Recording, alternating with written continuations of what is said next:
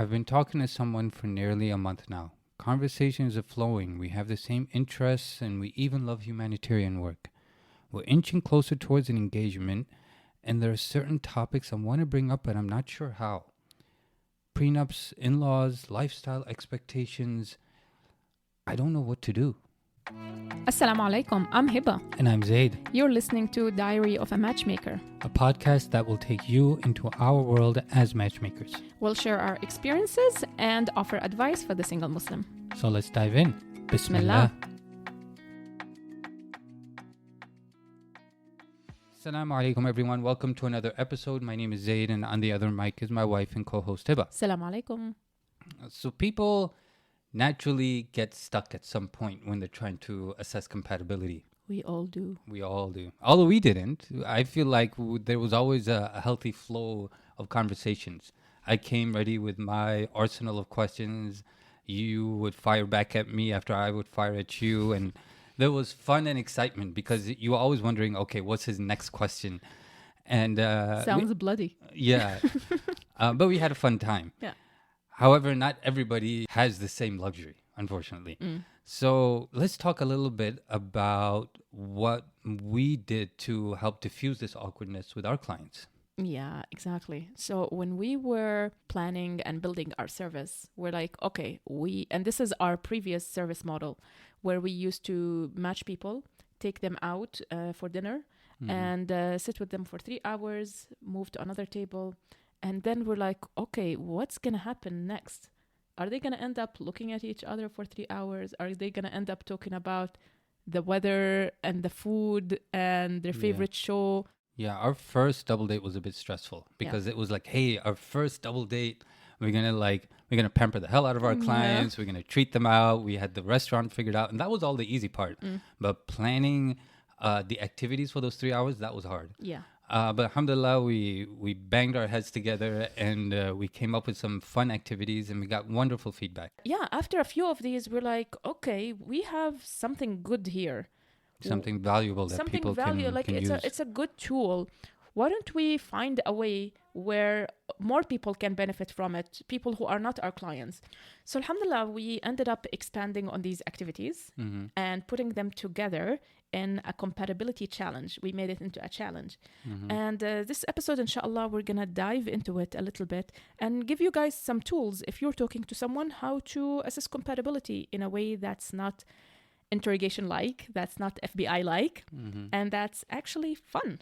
Yeah. Okay, shall we dive into the first activity? I really like this one. And the way this game is designed is that you have a list of categories. There are 10 categories in this game. And within each category, there are characteristics or qualities that make up that category. And your job as the player is to rank those characteristics from most important to least important. So let's pick one and demonstrate really quick. Okay, let's go with spouse. Okay, so with spouse, the characteristics are honesty, security, patience, and accountability. What is most important to you in this one? What's more important to me? I would say my answer before getting married would have looked very different from what it is now. And it just goes to show that marriage teaches us about ourselves. And It does. like we grow so much from marriage. So like with me, for example, I realized I require a lot of patience. Me too, by the way. No, I require more. No, I require more. Okay, fine. Okay. We can compete all day about who needs more. No, you know what? I think every married couple, Yeah. they would say the same thing because like you're married to this person, you live with them, you share a closet, you share a washroom, you share whatever. Like it's not easy, especially if somebody never had a roommate or like had a close relationship with a brother or sister. Yeah, your what's the word? Not habits, but the things you can't tolerate, right? The things that really kind of get under your skin, like the small things, like when a thing's out of place or you just don't like that being there. You don't realize it until you're married. Exactly. Yeah. Right? Yeah. So I would say before getting married, my answer would have been honesty, accountability, security, and what's the fourth one? Patience. Patience. Okay. Yeah. And now my answer is patience, honesty, accountability, and security. Okay, I think mine is very similar, if not the same. For me, patience, because, like I said, I realize so much now how much patience I require. And number two, I would say honesty, because I need somebody to be honest with me and not just be a people pleaser. Not just, for the sake of, the marriage is going on and just floating across. It's just like, no, we need to be honest with each other and have real conversations about everything. Oh, with honesty, like I thought of the person is not lying to me. Like there's no lying or hiding or secrets and stuff. Yeah, that's worth mentioning about this game, because there's so many different ways to interpret the qualities that the point of it is that it just generates these conversations. There's right? no right or wrong answer. Oh, yeah, no. And then number three, I would say accountability. Someone that, I'm just going to use the word again, someone that holds me accountable. Somebody that... somebody that holds you accountable. Yeah. Okay, so my interpretation was completely different. What's your interpretation? Someone who can hold himself accountable when he makes mistakes. And that's idealistically speaking. No, actually, that I was gonna say that's like one thing I appreciate about you. Like, really? Arab guys, it's hard for. I'm not generalizing, but a lot of Arab guys, it's not easy for them to say I'm sorry or to admit they're wrong. Yeah. There's like this ego thing, right? I have a bit of an ego. We all it's a pre-installed feature in the it's system. It's a guy thing. I think guys have it more than girls. Yeah. But what I appreciate about you is that you don't have a problem saying I'm sorry. And I find it very manly, actually. Oh, thank you. Yeah. So that's what I mean with accountability. Okay, I guess we have a different interpretation of that. And last but not least is security. And what is your interpretation for security? Interpretation of security is somebody that I can really trust with everything, my home, that I feel secure with, that like... She's not going to stab me. Not going to stab me. Just that, but my finances, right? She's not going to be reckless with our finances, with our home, with everything that I can trust her with, right? That I'm sharing my life with her. So there has to be a sense of security that comes along with that. I think when women think about security, they think that this guy is going to stick around. He's not going to run away. See? He's not going to be, I don't know, maybe take a second wife behind my back. Right. It's all part of security. Yeah, see, that's interesting, because based on the gender, like, we have different understandings and interpretations of those words. Subhanallah. All right, let's try another one. Yeah, let's do finances. Finances, of course. That's a big one. Yeah, that's always a hot topic when people are getting married. So the qualities are saving, investing, charity, and entrepreneurship. Let me go first on this one. Sure.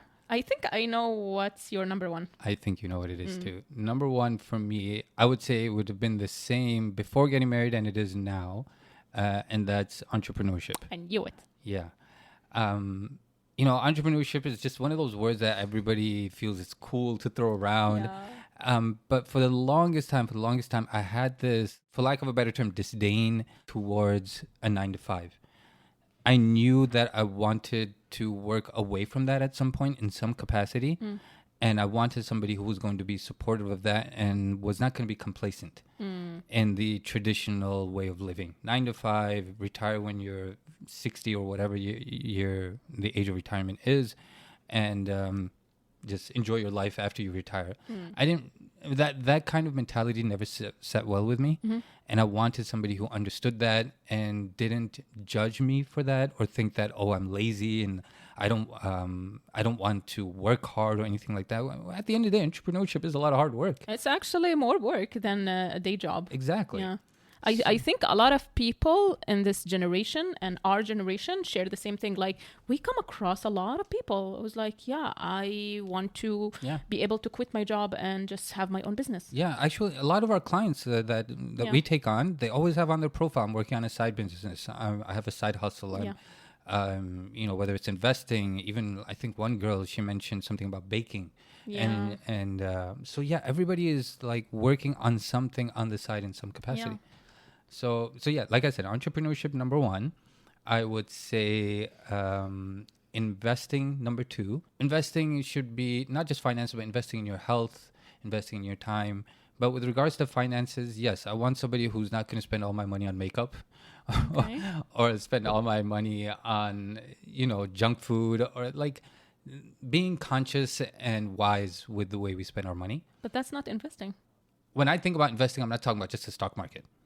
Okay. I'm talking about in general, like how you are spending your money. Okay. Right? Okay. Investing in things that bring a return. Okay. Right? Investing in good, healthy food. Okay. Investing in the gym, right? Paying money for a monthly subscription at the gym. That's my interpretation. Okay. 3 would be saving. Saving is important. And 4, charity. Okay. What about you? I would say entrepreneurship. Okay. And So you share the way that I feel about entrepreneurship. And I didn't know this about myself before I knew you, honestly. I Yeah. never, in a million years, I've never thought I'm going to be running my own business.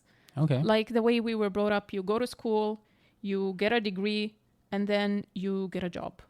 Yeah. And yeah, you try to get a promotion and whatever and make money. Did we talk a lot about this during our courting phase, like about entrepreneurship and... No, actually, we talked about halal match after we had our nikah, not during our courting. Yeah. Yeah. To be honest, that was one thing I was very hesitant to share with girls, because girls naturally want to feel that the guy they're marrying is financially secure, that he's hardworking and stuff.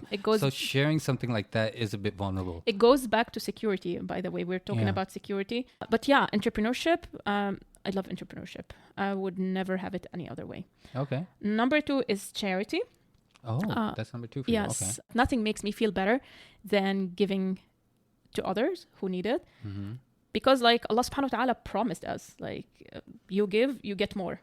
Right? When I saw that word, I thought starting your own charity. Oh, okay. But then again, just like the previous category, we have our own interpretations. I guess. Number 3 would be saving. Number 4 would be investing, which is not very wise. Like everybody should be thinking about investing, like halal ways, halal investments. But I think because we've never actually talked about it seriously and researched it, we don't appreciate the value of. Yeah, for sure. One more? Sure. Okay. Last but not least. Let's do wedding.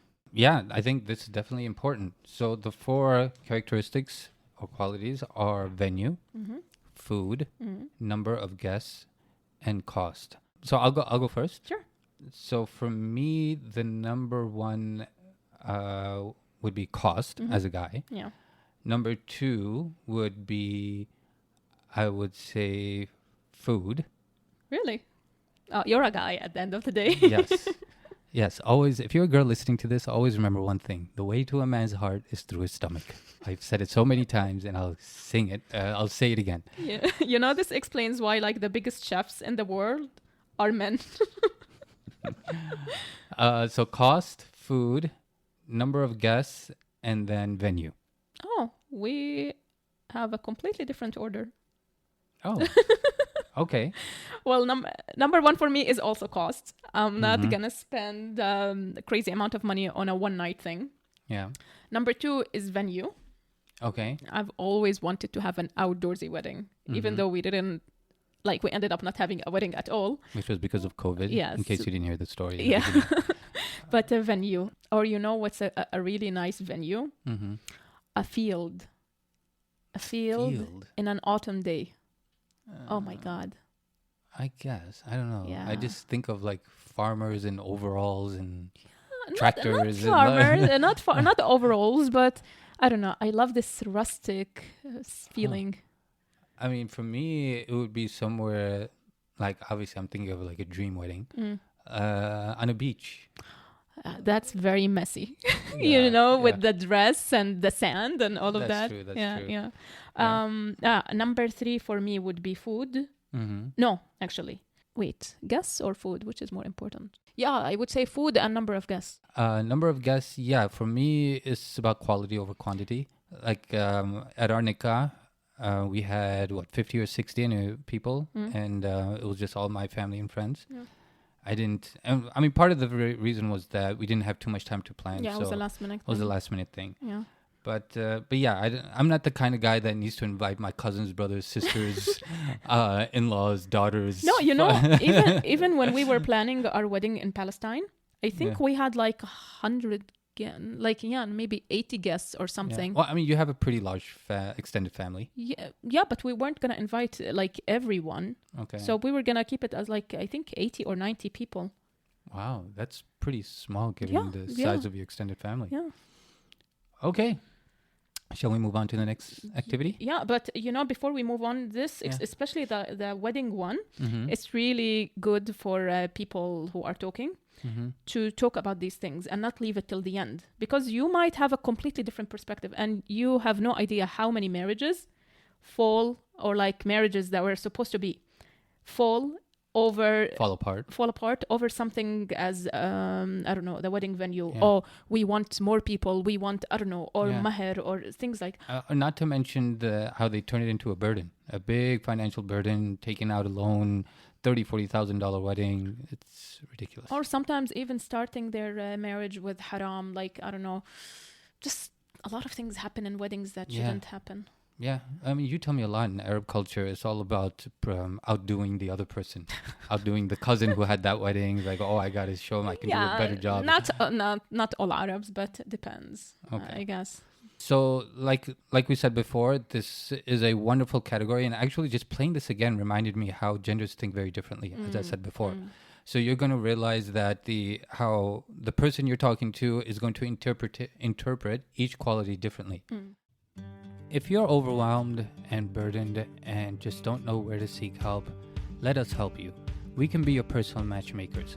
Visit us at halalmatch.ca and book a free call with us. Okay, this one I remember clearly. We worked on this one for a while for our first double date. Yeah. And it was super fun. And we've worked on it, we refined it. Alhamdulillah, it's in a good place now. So this is called Dream House. In this game, the goal is to build a dream house with the person you're speaking with. In this activity, you have obviously certain necessities or things that might not even be deemed a necessity that you are going to fill your house with. Things like a mattress, couch, dinner table, etc. And of course, each item does come with a cost. Now, the challenge is that you have to work within a budget to fill that house the way you want it, to build your dream house. And you can use a credit card with no limit. You can borrow from your wife's parents, or you can borrow from your husband's parents, and you can only borrow a certain amount. Or you can stick to your budget. Yeah, or you can stick to your budget. And the point of this game is that you get an understanding of lifestyle, of flexibility. What else does this? Conflict resolution. Because the thing is, most of the items in the list, we give two options. Either you buy this, like, I don't know, a Walmart mattress, or Tempur-Pedic. Yeah. Or you buy something from Marketplace over something from, I don't know, IKEA, let's say. Yeah. And when we had our nikah, we were trying to plan our first apartment. Our best friend was Marketplace, and what's the other one? Kijiji. There you go. Yeah. By the way, you'll find great things on there, honestly. You drive me nuts. I know. Every day I'd get a link, say, hey, can you go pick this up? Hey, check out these dishes. Hey, can you go drive over there? So I'd be driving with my mom, picking up the most random stuff. I said, you know what? She's finding good, affordable things. They're decent quality. Why not? And it got to a point where my room was just filled with stuff. I remember. Because we hadn't moved in yet together. We were living apart because of COVID. And it was fun and crazy at the same time. I saved you a lot of money. You did. I won't deny that. Yeah, I remember when we were building this game, we went on Walmart website, on IKEA website and stuff to choose the prices. Yeah, because we wanted to make it as realistic as possible. Let's go through some of the items and see which one that we would pick. So, for example, the first one is mattress. So we have the option of buying a king-size Walmart mattress for $600 or a double-sized Tempur-Pedic mattress for $2,000. $2,000 for a mattress is a lot. Yeah. Yes. But Walmart sleep is quality, important. Exactly. Sleep is important. Comfort is important. And those are the options we got to work with. I'm a bit resistant, but I think I would go with double-sized Tempur-Pedic. Yeah, if there was like a middle ground, I would go with the middle ground. But if I Yeah. had to choose between these, sleep is very important. And Yeah. your back health. Okay, so we've already eaten Spent up $2,000, so yeah. we had left with 6,000. The next thing, of course, you need a couch. Okay. Right? When I keep going back to us. When we moved in together, we didn't have a couch for the first, I believe, 3 months. We couldn't even invite guests or anybody, so it was just us sitting at the dinner table chilling, or we'd just go to our bed and just watch a movie sitting on our bed because we didn't have a couch, or we would just sit on a chair and just watch TV. It was so uncomfortable. Yeah, but because of COVID, everything took time. Like we ordered this couch and it took forever to arrive. And you were a bit picky, so we went to at least 12 stores before we decided on a couch. But it's worth it. Like everyone who comes to our apartments like says what a beautiful couch we have. Yeah. Even Kiwi the cat likes it. Yeah. So I would go with a used like new Facebook Marketplace couch for $450 instead of a leather sectional from Structube for $3,100. Yeah, I would say the same thing with some hesitation because things that are cushioned, I would try so hard to not buy secondhand just because of like hygiene and stuff. But if it's barely used, especially if they had a dog or something like yeah, that, so we wouldn't buy gross. something from a place with a dog. But the sectional, I hate leather. I don't like leather. Yeah, I don't like leather either. Yeah. Plus $3,000 for a couch. Yeah. It's too much. Okay, let's pick one more. Let's pick two more. Two more. Okay. Okay, we have this category, laundry, where you can choose a plastic basket for $15, or you can choose a cotton hamper for $70. I would say that one is easy. That one's very Just easy. a basket, I don't even know why you picked that category. It's so easy. Because a hamper is nice. Some people might want that. People would be that picky about a hamper? Women, you don't know women. Come on, you've been married for 6 years almost, and you still don't know women? I guess I don't. For me, it's just like, all right, just give me a wooden box and I'll throw my laundry in there. Such a guy. I'm a guy, man. Okay, choose the last one. Okay, let's pick a dinner table. Okay. Yes, food's important to a guy. So I want... You're not going to eat the table itself. Yes, but I need something comfortable to eat on. Okay, what are the options? 6-seater, used and needs to be repainted for $200. Or, and I know why you're laughing, 2-seater, new marble round for $670. Obviously, it's an easy one for me, $200 6-seater. And the story behind our dinner table is that Hiba found it on Kijiji while she was in Jordan, like just nonstop searching. Finally, she found something, and man, it was gross. The ugliest thing It was ever. the ugliest thing ever, but I said, Hiba wants it, I'll get it. So I drove with my mom to God knows where. I think it was nearly a half-hour drive. And it was somewhat cheap, and so... It was very cheap. With like, it's a 6-seater full wood? Yeah, wooden. And 6 chairs, and it looked ugly as hell. It was super ugly. So after Hiba came, it became my project to sand this entire thing down, paint it, paint the chairs. That became like a 2 or 3 day project. I remember. And I had to like leave it out on the balcony, let it dry.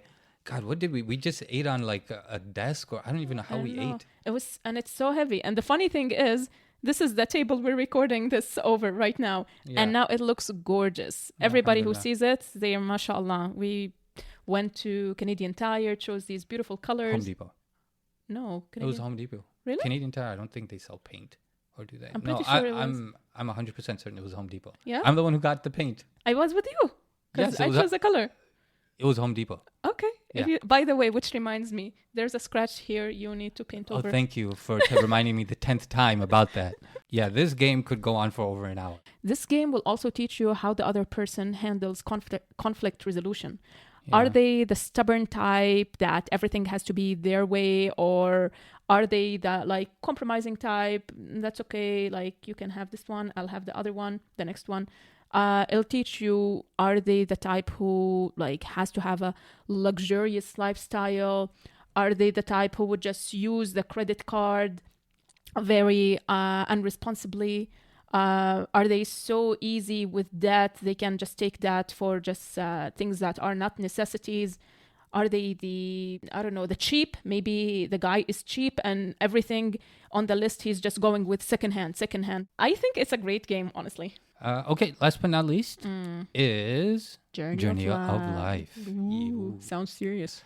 Yes. So this game is a maze. And what you need to do is work with your partner to get through the maze. And in the maze, there are 7 obstacles in your way. Just like marriage, there will be obstacles, there will be disagreements.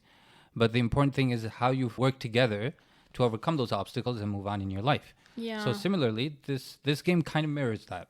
In this game, there are 7 obstacles, and we'll go just through a few of them so you get an idea of how the game goes. I can tell how much you invested in designing this game because the picture is of a hijabi girl and with her arm around her husband about to walk into this maze, which is basically life itself. God bless Canva. So the first obstacle that this couple has hit is that their parents or the husband's parents have moved into the house because they've reached the age where they're unable to take care of themselves. After a few months, they realize that parents are interfering with the way that you want to bring up your children. They give them food you don't approve of and undermine your authority at times. Your spouse suggests getting your parents a separate accommodation. How do you handle the situation? I can think of one person right now who's going through this. Yes, one of my friends I feel is in this situation. Yeah. But this is something that's very real. It's very common, yeah. Yeah, it's a very realistic situation. Yeah. And it's living with in-laws is not easy. How would you handle this? So I am the one who is suggesting getting a separate accommodation for your parents? Yeah. Okay, that's the question because now And you're caught. Sorry, go ahead. Now you're caught between two things: your duty as like your Islamic duty towards your parents, Right. and at the same time we're talking about the upbringing of our children, and they are interfering with that. Now, do we have the money to get them separate accommodation? And the problem is, even if we have the money, their health not in the best condition that allows them to live separately. But at the same time, I'm not going to compromise the future of my children. Right. I think in an ideal situation, yes, you want to have a meeting with your parents and just establish some clear cut boundaries and say this is how things are going to operate in regards to your children. Yeah, but your parents are going to feel like this is your way of telling them, get out. You're not welcome here. You know, you have to evaluate the relationship you have with your parents. So going back to the question, how would I handle the situation? I could see my mom interfering more than my dad. My dad's very laid back. He doesn't interfere. He's just like, do what you guys want. I'll just show up for the kisses and cuddles with the kids. I'll take them out whenever you guys want. My mom, I can see being more the type that would interfere. And so I would feel pretty comfortable establishing boundaries with my mom. You know why I'm laughing? Why? Because when you told your parents about me, when we were talking, you said that your dad was like, oh, I'm happy for you, whatever. Like, he didn't even ask you about me. Yeah. And your mom grilled me. Yes. She had her list of questions. Yeah, rightfully. But I would say maybe I would turn to like an imam, somebody that your parents look up to or like appreciate his advice, and maybe he will talk to them in a way that doesn't make them feel defensive. I think communication in these cases is a key. Oh, of course. You can't just go like, this is how it's going to be. You have to do this. Don't do that. Like, this doesn't work. Of course. Yeah. Of course.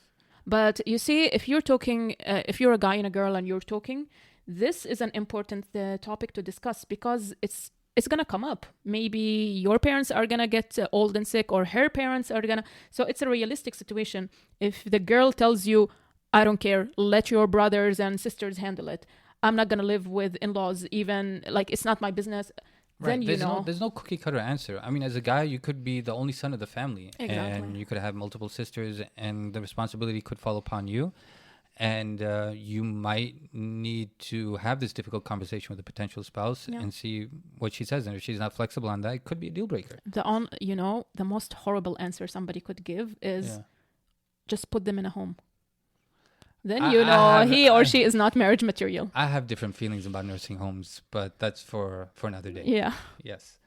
So let's pick another one here. Number 3, you get a job offer that pays twice your current salary, gives you a senior position in the company, and grants you an opportunity to learn new skills. However, the job requires you to relocate with your family to another continent. Mm-hmm. The company is willing to pay for travel, accommodation, and additional vacation time. You have 3 kids, and your parents and in-laws live nearby. You talk to your spouse, and your spouse is reluctant, and your in-laws are disapproving as well. What do you do? You think that's easy and difficult at the same time? How so? Because, like, with all these benefits, who would say no, right? Yeah, But the cost. and the fact that you're not gonna have support. You're not gonna have any moral support. And your children are gonna grow up away from both their grandparents. And the spouse is reluctant. He's not disapproving, but reluctant. Let's put ourselves in this situation. We don't have children, obviously, but let's say your parents live nearby. Both my parents live nearby. 3 children. And we're going to get up and move to this place that we've been talking about for years. And it's Oman. And for me, it would be more difficult, I'd say, than for you, because at least you can speak the local language. I don't speak the language there. It's a completely new culture, new environment. I wouldn't even know, like, where do I go for groceries? Where do I go for furniture? Where do I get my, like, basic needs or necessities? So I don't know, but I don't know. How would you handle it? What if the company was relocating you to an English-speaking country, to, I don't know, Australia, let's say? I would take it. You would take it. I'd take it.